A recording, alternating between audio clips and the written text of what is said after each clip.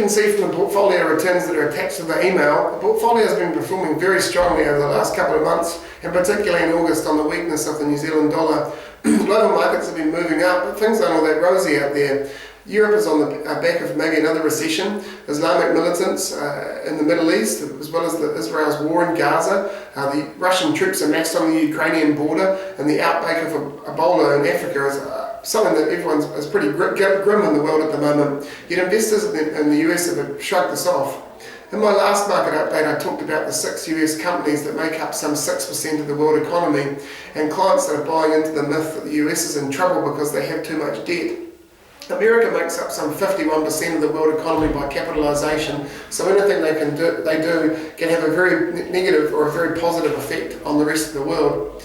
The US stock market is up some 102% over the last 5 years since the Great Recession ended, and is continuing to grow at a solid rate. They created some 281,000 jobs in June and 220,000 in July. Unemployment's at 6%, and they're adding about 35,000 jobs a month more than last year. Earnings in the 500 largest companies in America jumped 10% over the last quarter, which is the biggest quarterly gain in nearly 3 years. And that's helped the S&P 500, which is the 500 largest companies in America, up nearly 6% this year. That's extending a bull run now, which has gone into its 6th year in total.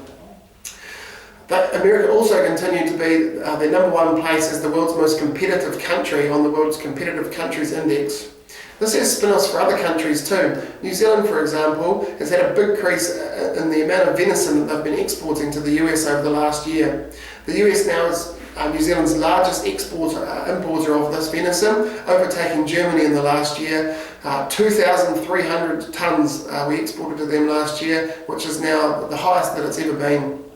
Yes, America borrowed a lot over the Great Recession, but just as households or businesses need to borrow when things are tight, so do governments. The key concern is whether they can afford it on a risk-adjusted basis, and at the present stage, the market's telling us that it can.